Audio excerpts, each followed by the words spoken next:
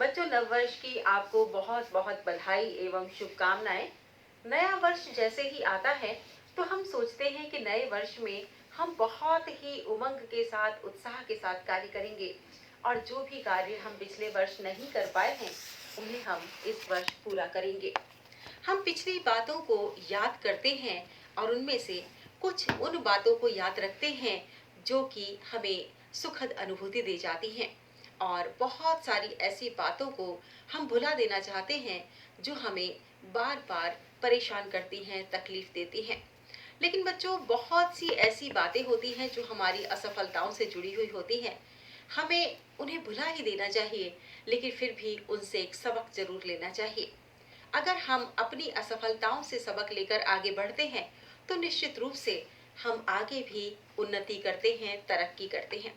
वैसे तो बच्चों, हमारा नववर्ष आता है चैत्र मास में, और उसी समय से जब प्रकृति खिली खिली होती है, चारों तरफ उमंग और उत्साह दिखाई देता है और ऐसा लगता है जैसे प्रकृति भी इस त्योहार को, इस उत्सव को धूमधाम से मनाना चाहती है। तो ऐसे में हमारा मन भी बहुत प्रसन्न होता है और हम प्रसन्नता के इस अवसर पर नव वर्ष का प्रारंभ करते हैं, नई कल्पनाओं के साथ, नए कार्यों के साथ। लेकिन बच्चों, क्योंकि लेकिन बच्चों, हमारा कैलेंडर जो है वो शुरू होता है 1 जनवरी से, और लगभग ऑफिसेज में, स्कूलों में, सभी जगह जो कार्य संपादित होते हैं वो सभी कार्य संपादित होते हैं हमारे इसी कैलेंडर के माध्यम से, यानी ईसवी सन वाले कैलेंडर के माध्यम से। तो हम इसी के आधार पर अपना नववर्ष प्रारंभ करते हैं, और निश्चित रूप से जब हम सारा काम इसी कैलेंडर के आधार पर करते हैं तो हमें ये नववर्ष मानना भी पड़ता है और इसी के अनुसार हमें अपनी योजनाएं भी बनानी पड़ती हैं। तो बच्चों, नव वर्ष की आपने भी बहुत सारी योजनाएं बनाई होंगी, है ना बच्चों?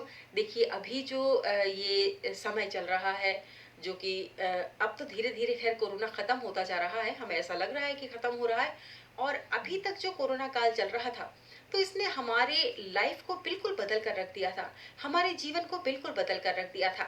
हम जिस तरह से बाहर खूब खेलते कूदते थे, बच्चों के साथ मस्ती करते थे और प्रकृति में जाया करते थे, हमारे लिए कहीं रोक टोक नहीं थी। लेकिन इस कोरोना काल ने हमें बिल्कुल सीमित कर दिया अपने घरों तक, अपने घर की दहलीज तक। हम घर के अंदर ही रहते थे, हम पढ़ाई भी ऑनलाइन करते थे, और सब सामान जो है वो हमको घर के अंदर ही मिल जाया करता था, और हम अपने आप को एक दायरे में बंधा हुआ सा महसूस कर रहे थे। ऐसा लगता था जैसे दहलीज को हम पार ही नहीं कर पाएंगे, जैसे हम इसी के अंदर बंधे हुए हैं, बस जो कुछ भी काम करना है हमें इसी के अंदर करना है। तो ऐसी स्थिति में बच्चों, जहाँ पर हमारा शारीरिक बल घटने लगता है, क्योंकि हम खेल कूद नहीं पाते, और हमारा शारीरिक विकास जो है खेल कूद से ही होता है, चलने फिरने से होता है। हमारी जो हाथ पैरों की क्रियाएं हैं वो भी सक्रिय तभी रहती हैं जब हम उनको सक्रिय रखते हैं, हम उनसे काम लेते रहते हैं। लेकिन जब हम घर से बाहर ही नहीं निकल रहे थे तो हम क्या काम करते, हम किस प्रकार से आउटडोर गेम्स खेलते? तो हम लोग शारीरिक तौर पर कुछ दुर्बल भी हो सकते हैं, और हो सकता है कि हम अपने आप को कमजोर महसूस करें। इसके साथ साथ हो सकता है कि हमारे दिमाग में भी इसका कुछ असर पड़े, हमें मानसिक तनाव भी हो सकता है, और हमें बहुत सी बातें सोचने के लिए इस कोरोना काल ने हमें मजबूर किया।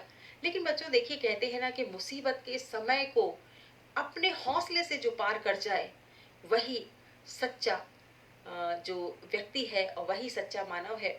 और ऐसा नहीं है कि हम अपने हौसले से खुद ही अपने जीवन की नैया पार करें, बल्कि हमें चाहिए कि जो दूसरे व्यक्ति उदास हैं या दुखी हैं, या वो अपने आप को संभाल नहीं पा रहे हैं, तो हम उनकी भी मदद करें, उनकी भी हेल्प करें।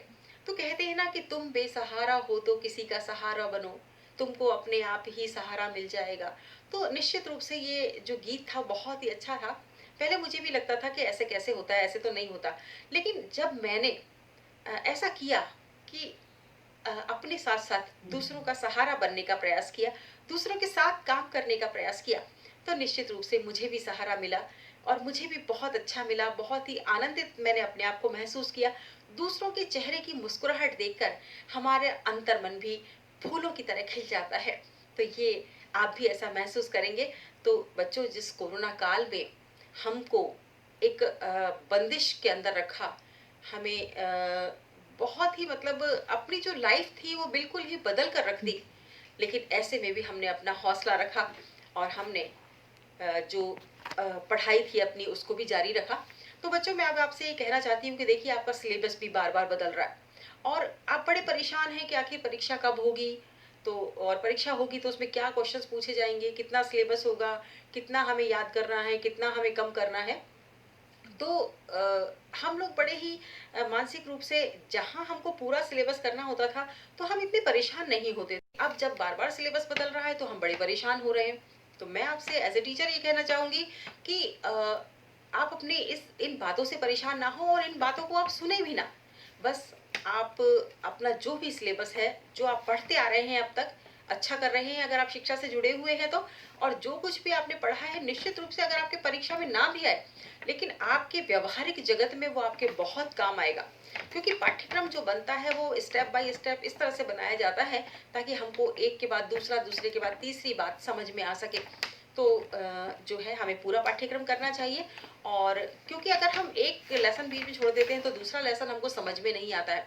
दूसरा छोड़ देंगे तो व्याकरण का जो सिलसिला है वो टूट जाएगा। हाँ, स्टोरी है, गीत हैं, वो सब तो आप कर लेंगे, लेकिन व्याकरण जो समझने वाली बात है, चाहे किसी भी सब्जेक्ट की व्याकरण ले लीजिए, हिंदी की ले लीजिए, संस्कृत की ले लीजिए, इंग्लिश ग्रामर ले लीजिए, इसका सिलसिला टूट जाता है क्योंकि स्टेप बाय स्टेप लेसन्स के साथ व्याकरण भी आपको सिखाई जाती है।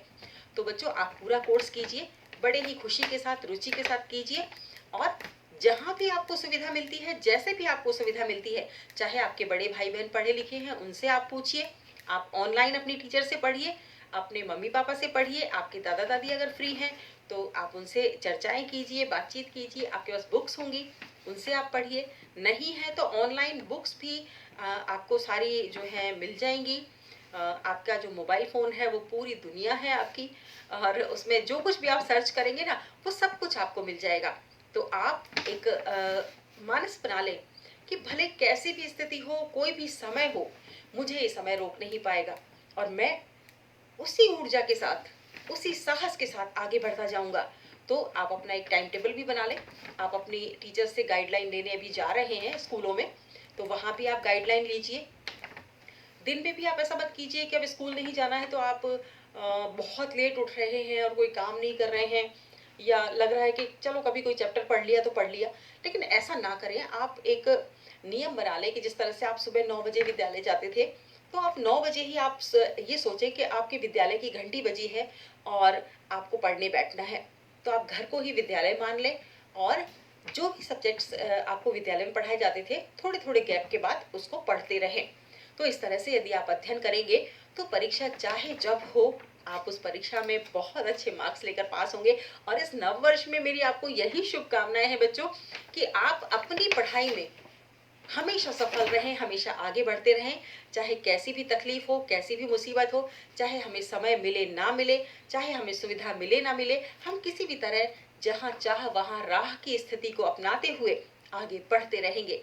और इसी तरह से आप आगे बढ़ते रहेंगे, हम आपके चेहरे की खुशियाँ देखकर इसी तरह से खिलते रहेंगे, मुस्कुराते रहेंगे।